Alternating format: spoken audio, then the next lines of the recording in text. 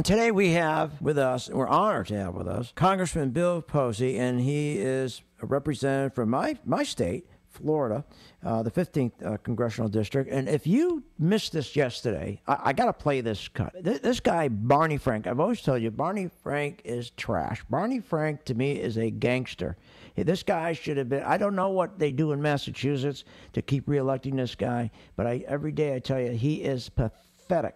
Well, listen to this. This was unbelievable yesterday, and everybody's outraged. One question I have is whether or not you agree with the academics who claim the recession is over. You know, I'm not an economist, and I'm not an academic, and I would just say the following. This is still a very tough economy. Absolutely. I know, but you're supposed to be the smartest guy in the nation on that subject. Not a chance. And if you don't know, nobody knows. Do you think we've bottomed out? Do you think the recession's over? I will say the following, which is the best measures we have of how the economy is performing today tell the following story. We've now been growing, meaning the economy has been growing. Incomes have been growing now for more than 12 months. The private sector, not the government, the private sector has been creating jobs Secretary, now. Please, just tell me yes or to the best of your knowledge. Swag it. Don't be afraid. You know, just say, I think it's over or I don't think it's over. That's all I want to know. I am very confident, absolutely very confident, that this economy is on a path to a gradual, steady improvement in economic growth. You know what? I think we all are. If we don't bust, we will recover in a year, 2 years, 3 years, 4 years, 5 years, You're 10 years, someday. But it's the gentleman's time. If he wants to talk, he can talk. The Secretary will listen. Thank you. The gentleman may talk. Thank you, Mr. Chairman. I was just hoping that you would shock a bunch of people and man up and say yes or no. I just don't, I think the question about what economists think about recessions is I don't care what the economists think. I want to know what you think. Spoke to it. I know what my retired people in my district think. I know what the working people in my district think. I know what the husbands and wives, what they think. But I want to know what you think. I think we're You're the Secretary of the Treasury. Do you think we're out of the recession? Do you agree with the academics or not? Just yes or no. I think we're in violent agreement, Congressman, that this is still a very tough economy, and we are still living with the deep scars caused by this crisis. Absolutely. And we have a lot of work to do to repair that damage. I think we're agreeing, not disagreeing. Well, it's just such incredible effort just to get a yes or no out of anybody in Washington. I think that's what frustrates the public. That's what makes the public distrust us more. Again, you're the highest authority in the land on this right now, and I just ask you what time it is, and you want to describe a clock, and just say, yeah, I think we're out of it. I agree with the academics, or no, I don't think we're out of it.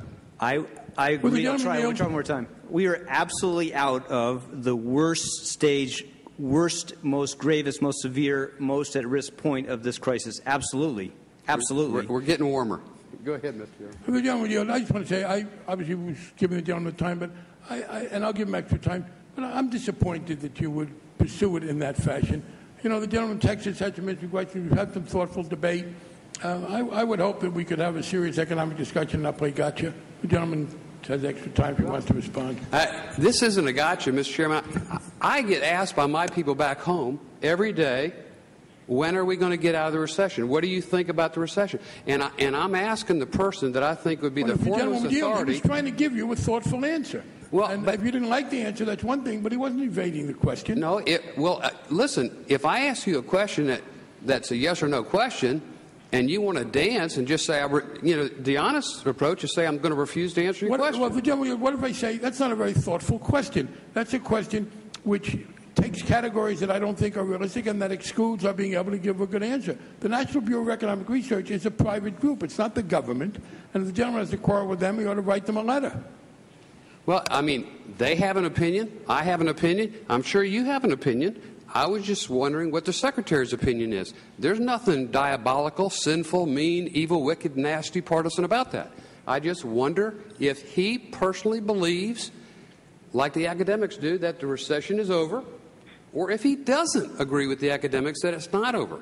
This is supposed to be the smartest guy in the world, and I'm asking him a simple question. It's an interesting concept. It's insult by excessive compliment. The Secretary's never claimed that. The gentleman, it's got as much time as he wants, but I'm just disappointed that it takes that tone. He's never claimed that he's a very thoughtful guy, but that kind of denigration by hyper compliment, I don't think advances the discussion.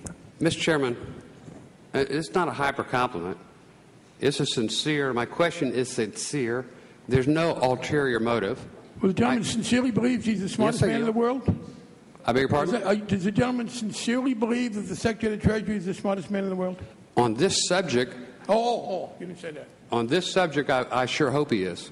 Well, but see, that's the problem with yes or no on this subject. I didn't get a yes or no when I asked you. I'll give you a yes. How about that? Yes. I asked you if you believe you're the smartest man in the world, and you didn't give me a yes or no. You said on this subject. I'll tell you yes right now. The second smartest man in the world. You've got to be the smartest. No, I would say I might have been, but not after engaging in this conversation. No one would think I was very bright. Mr. Chairman, time has expired and the hearing is over.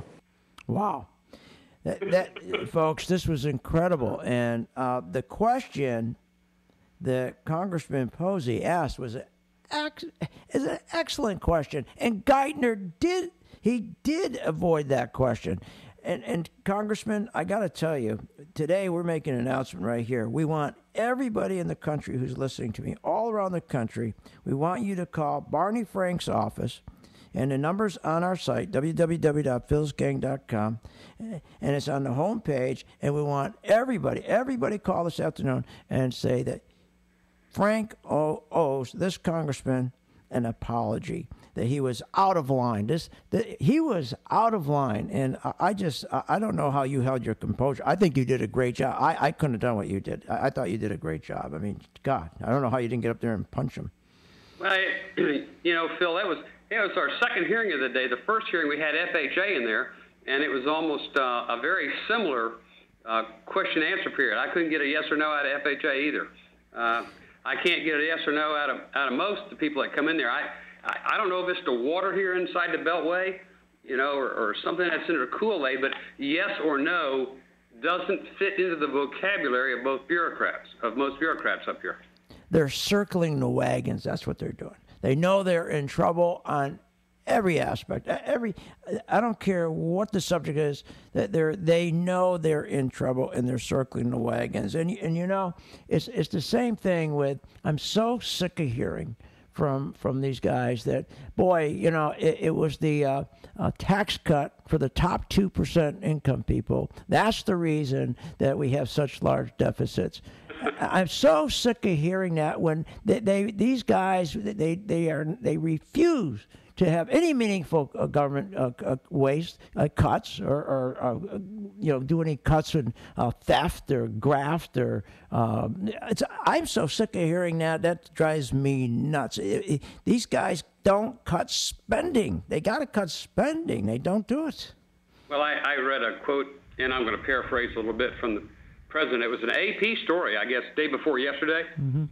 And he said, I hear people talking about cuts, what we need to be saying is we're going to cut veterans' benefits, retirement, or raise taxes.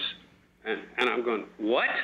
And he was talking about the Tea Party. I mean, with all the criticism about the Tea Party, they don't get Phil, they don't get the message. They don't hear it.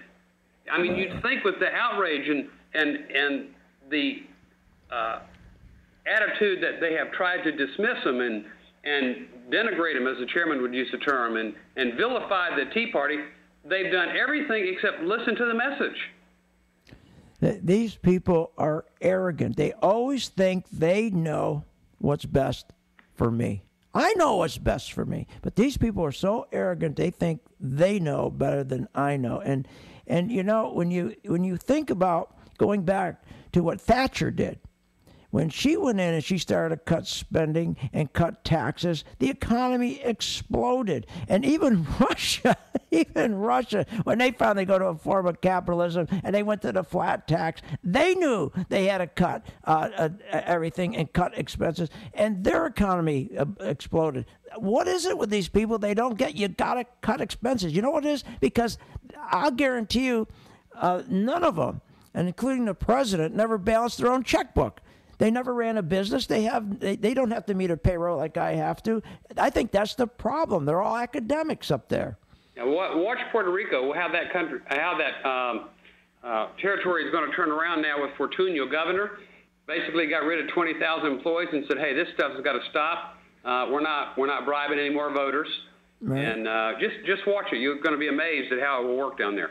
Well, the stimulus, that's another thing. And when they came out with the cash for clunkers and they came out with giving the first-time home buyers $6,000, it was all bribes. What they don't get is we got a real problem here, and it's employment. And they got to stop trying to prop up housing prices. They got to stop hiding the inventory that the banks are foreclosing on, and they got to let these houses go down and meet market. They can't keep coming in with all these different programs, mortgage modification programs. Did you see the last results on that just came out, I think, yesterday, the mortgage modification program that we spent like, $70 billion on?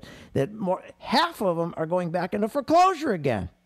Well, we've got a $14 billion program. They expected something like 400,000 people to participate in it, and I think 1,300 have participated in it because of all the red tape. Yesterday in a hearing, FHA told me that 91% of their mortgages are current. Isn't that amazing? I mean, that's sure not what I'm feeling back in my district. 91% are absolutely, totally current. Well, I bet you if we asked to do an audit, they wouldn't let us do an audit. Let me ask you, here's the other thing.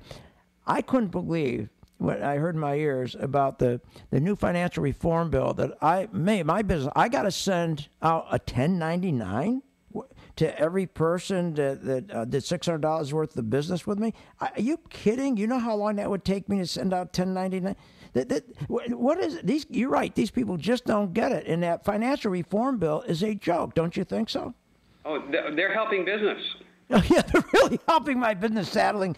I'd have to have 5 bookkeepers right now, 1099s. Hey, crime wouldn't pay if the government ran it. You're right. All right, we're going to. There's nothing in that reform bill that would have stopped us or would stop us from getting into this exact same predicament again.